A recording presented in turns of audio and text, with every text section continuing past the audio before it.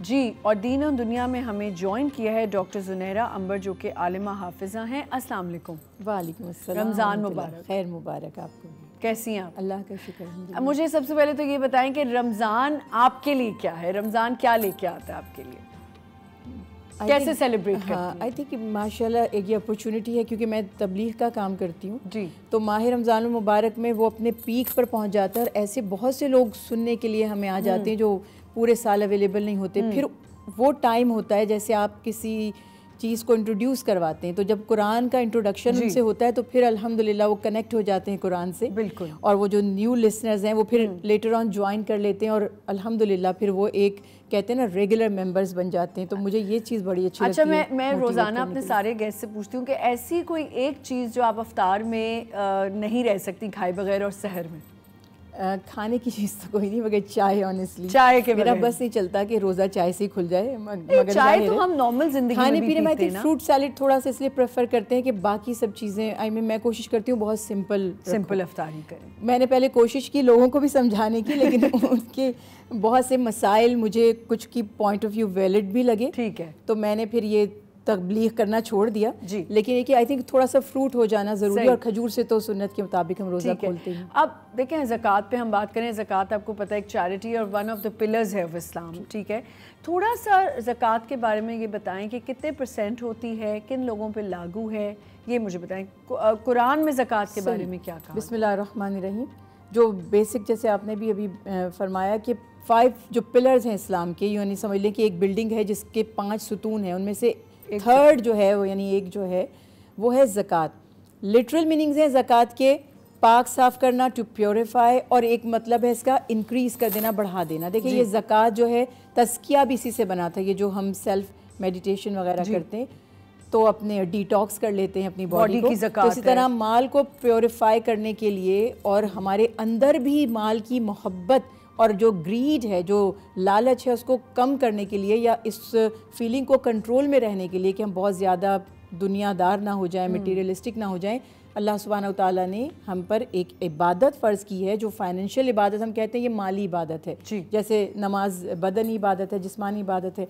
तो ये ज़कात इसका ये एक तरह का सदका है जी। इनको हम कहते हैं ऑब्लिगेटरी जो सदका है, मैंडेटरी सदका है, मगर उन लोगों पर जिनके पास एक सर्टेन अमाउंट दिया गया है, उस जितना या उससे फिर ऊपर चला जाता है तो फिर ज़कात है। मसलन 7.5 तोला सोना, हम ये एक अज्यूम करते हैं कि भाई 7.5 तोला सोना है, उसकी मालियत की चांदी, आई वोंट से 52 तोला चांदी, क्योंकि रसूल अल्लाह सल्लल्लाहु अलैहि वसल्लम के ज़माने में जो निसाब मुकर्रर किया गया था, सोना जितने का 7.5 तोला था, उतने की ही चांदी 52.5 तोला थी, उतने के ही 5 ऊँट थे, उतने की ही 40 बकरियां थी, उतने के ही 30 गाय थी। तो ये कॉन्सेप्ट रहेगा कि एक इमेज आप सबसे बेस्ट ये होता है कि गोल्ड को आप एक बना लें अपना क्राइटेरिया जज करने के लिए। जिसके पास 7.5 तोला सोना से ऊपर चला जाता है, अब उस पर 1 साल गुजर जाता है, यानी इसकी पोजेशन में था, इसको इख्तियार था कि ये उसको खर्च कर सकता था, यूज़ कर सकता था, तो 1 साल उसके पास रहा है। तो अब ईयरली वो जब तक उसके पास वो माल रहेगा, ईयरली उसमें से 2.5% या हम कहते हैं 40वां हिस्सा वो ज़कात है। सही। तो साहब जल्दी से मुझे बताइए कि एक तो आपने बता दिया कितने % होता है, वो तो आपने समझा दिया। ज़कात और सदक़े में फ़र्क क्या है? बेसिकली ज़कात भी सदका ही है। कुरान पाक में अल्लाह ने फरमाया खुज़ मिन अम्वालिहिम सदक़ात, के रसूल सल्लल्लाहु अलैहि वसल्लम इनके मालों में से सदका निकालें, तो वहाँ सदका से मुराद ज़कात थी। ये ज़कात जो है ये वाजिब है, यानी कि फ़र्ज़ वाला सदका है, बाकी ऑप्शनल होते हैं, आप जब चाहें जितनी हैसियत हो कर दें, कोई फिक्स नहीं है। ठीक है। अच्छा मुझे बताएं अपनी ज़कात किसको देनी चाहिए, ये किन पे लागू है? ठीक है, सूरह तौबा में 8 मसारिफ ज़कात के बताए गए हैं। फ़ुक़रा यानी जो मोहताज हैं, माली जिस्मानी तौर पर, मसाकीन हैं, जो ज़कात के लेन देन से लोग ज़माने में वाबस्ता हुआ करते थे, उनके वजीफ़े मुक़र्रर किए जाते थे, जो मकरूज़ हैं या जिसने किसी की ज़मानत दी थी और वो बंदा कर्ज़ वापस नहीं कर सका, तो ज़कात की रकम से ये भी माल दिया जा सकता है। इसके अलावा उस ज़माने में ग़ुलाम आज़ाद करवाने के लिए ज़कात दी जाती थी, फिर मुसाफिर के लिए और फ़ी सबीलिल्लाह नेकी के कामों में। तो जो शख्स भी जायज़ ज़रूरियात के लिए मोहताज हो जाए, ज़कात से उसकी मदद की जा। डॉक्टर साहब यतीम अगर कोई है ऐसी फैमिली, और ज़कात का तरीका क्या है कि पहले अपने ख़ानदान में देखें इसको भी थोड़ा एक्सप्लेन। देखिए, यतीम अगर ज़रूरतमंद है ज़रूरतमंद तो फिर उसको कोई ज़कात दी और जाएगी, जरिया कोई नहीं है, जरिया सोर्स ऑफ इनकम, या अगर जरिया तो है लेकिन उसकी बुनियादी ज़रूरियात के लिए इनफ नहीं है, सफिशेंट अमाउंट नहीं है। दूसरी बात ये कि रसूल अल्लाह सल्लल्लाहु अलैहि वसल्लम की तालीमात से पता चलता है कि रिश्तेदार को सदका या ज़कात देने का अजर व सवाब गैर रिश्तेदार को देने से कम है, क्योंकि रिश्तेदार को देने से रिश्तेदारों के हुकूक भी अदा होंगे और उनकी मदद भी हो जाएगी। एक चीज़ और बता दीजिए कि कहा जाता है कि हम अक्सर ज़कात बताते नहीं हैं, क्या ये ज़रूरी है कि बता के दी जाए कि हम ज़कात ही निकाल रहे हैं या आप वैसे ही हेल्प? देखिए, ये जो बात है ना, इसको बड़ी ये लॉजिकल है। अगर आप श्योर हैं कि ये शख्स मोहताज है और ज़रूरतमंद है तो फिर उसको बताने की ज़रूरत नहीं है। जब वो ज़रूरतमंद है तो अल्लाह ताला फरमा रहे हैं, लोग भी तो नहीं लेना चाहते कि ये ज़कात के पैसे हम नहीं देखिए, लेंगे। अब मैं आपको एक बात बताती हूँ। अगर तो वो जैसे हमारे यहाँ एक मकसद, इसको भी खैर हमें अभी लंबी डिटेल में जा रहे हैं, लेकिन जो सादात हैं, सैयद हैं, उनके लिए उस ज़माने से जो कुछ रेफरेंसेस लिए जाते हैं कि उनको ज़कात ना दी जाए बल्कि साफ माल से उनकी मदद की जाए। इसके सिवा जो मोहताज है, जब आप किसी से मतलब मुझे प्रॉब्लम है, मैं आपसे कह रही हूँ मदद के लिए, तो अब आपकी जो पॉसिबल सोर्सेज होंगे आप उसी तरह करेंगे। तो इस पे कोई आर्ग्यू करना नहीं चाहिए। जब मैंने आपके आगे हाथ फैला दिया तो फिर आपके लिए जो आसानी होगी आप वही करेंगे। अच्छा, ज़कात की एक ये हमने अच्छी बात आपने मुझे बता दी। ज़कात का हिसाब कैसे लगाया जाता है? मतलब कि ये इतना आपने जैसे बताया परसेंट निकाले, अब जेवर का अलग है, मालो दौलत का अलग है। देखिए, इसमें जो 4 चीज़ें रसूल अल्लाह सल्लल्लाहु अलैहि वसल्लम के ज़माने में थी जिन पर ज़कात दी जाती थी, जैसे हमने बात की गोल्ड एंड सिल्वर। अब इसमें गोल्ड को मयार बना लिया जाए तो वो मुनासिब है।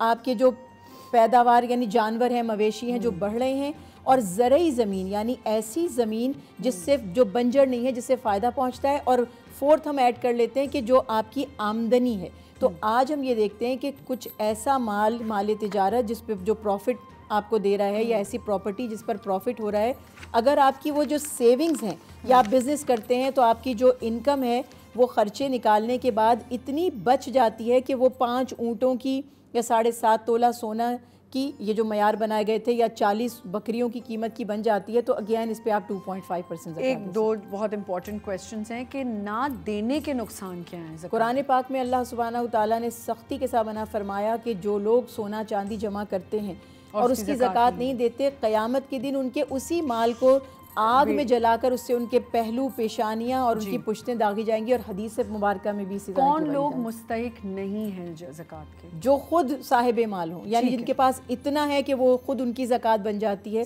तो उनको ज़कात नहीं दी जाएगी। अब टाइम कम है, मैं चाहूँगी दूसरे अशरे की फजीलत पे भी हम बात कर लें। हम दूसरे अशरे में दाखिल हो चुके हैं, रमज़ान भाग रहा है, यूँ जा रहा है, मतलब बहुत जल्दी रोज़े गुजर रहे हैं। बिल्कुल।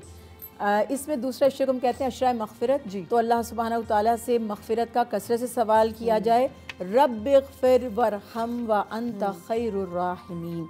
कसरत से बार बार रब्बिग़फ़िरली की भी तस्बीह पढ़ सकते हैं, और रब्बिग़फ़िर वरहम व अंत खैरुर राहिमीन कसरत से अल्लाह की से मग़फ़िरत की दरख्वास्त करें, क्योंकि रसूल अल्लाह सल्लल्लाहु अलैहि वसल्लम ने फरमाया कि ये वो महीना है और इसमें ऐसी रातें हैं कि जिसने इसमें अपनी मग़फ़िरत ना करवाई तो फिर उससे ज़्यादा बदनसीब कोई नहीं है, फिर तो वो कभी भी मग़फ़िरत नहीं करवा सकता। अच्छा, मुझे बताएं इसकी इबादत कैसे हम डिवाइड करें, मतलब मग़फ़िरत की दुआ करनी है और अशरे के अंदर हम दाखिल हो चुके हैं, तो देखिए इसमें एक तो मग़फ़िरत के 3 तरीके हैं ना। एक तो ज़ुबान से इस्तिग़फ़ार करना, तस्बीहात पढ़ना, सलातुत तौबा भी पढ़ सकते हैं जब भी, यानी जब आपको टाइम थोड़ी बता दें तो आपने कहा देखिए रब्बिग़फ़िरली इस्तिग़फ़ार की तस्बीह, और ख़ास तौर पर यहाँ पर जितनी भी दुआएं इस्तिग़फ़ार से रिलेटेड होंगी ना, रब्बिग़फ़िर वरहम व अंत खैरुर राहिमीन, ये पढ़ें। 2 रकात नमाज सलातुत तौबा की नियत से पढ़कर उसमें भी तौबा अल्लाह से इस्तिग़फ़ार करें।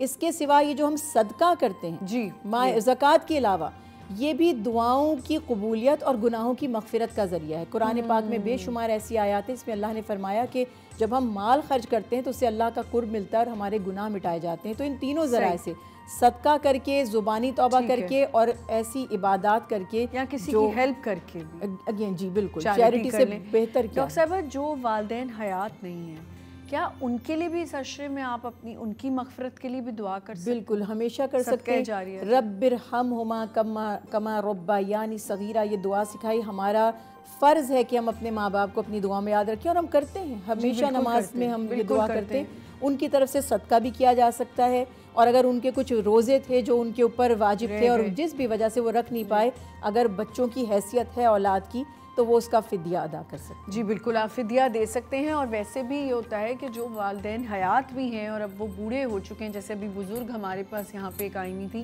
जो कह रही थी मैं अब रोज़े नहीं रख सकती, तो उसका फितरा आप फिदिया उसका ये देंगे कि एक रोज़े के बदले में एक मिस्कीन को जितनी आपकी हैसियत है, यानी जो हम खुद खाते हैं, जो हमारी हैसियत है, उसके बराबर खाना दे दें या उतना अमाउंट। डॉक्टर साहब एकदम मेरे दिमाग में भी आया कि जिस्म का भी एक सदका होता है और ज़कात होती है, वो किस वे में आप? वो रोज़ा है, वो रोज़ा जी। वो आप रसूल अल्लाह सल्लल्लाहु अलैहि वसल्लम ने फरमाया हर चीज़ की ज़कात होती है और जिस्म की ज़कात जो है वो रोज़ा है। तो अल्हम्दुलिल्लाह। अच्छा, जो रोज़ा नहीं रख सकते, ज़ाहिर है जो शरई उज़्र हैं, तो फ़िदिया दे देंगे तो अगेन उनकी ज़कात अदा हो जाएगी। ये तो आप रमज़ान में हम रोज़ा रमज़ान करते हैं और उससे पहले हम शबान के भी रोज़े रख रहे होते हैं, लेकिन वैसे आप अपने बॉडी का सदका कैसे दे सकते हैं, ज़कात कैसे होती है अगर आम दिनों की बात? आम दिनों में एक तो जो सुन्नत मुबारका है मंडे एंड थर्सडे का रोज़ा, इंटरमिटेंट फास्टिंग का आजकल हर कोई कर रहा है, वो तो फैशन में भी आ गया है।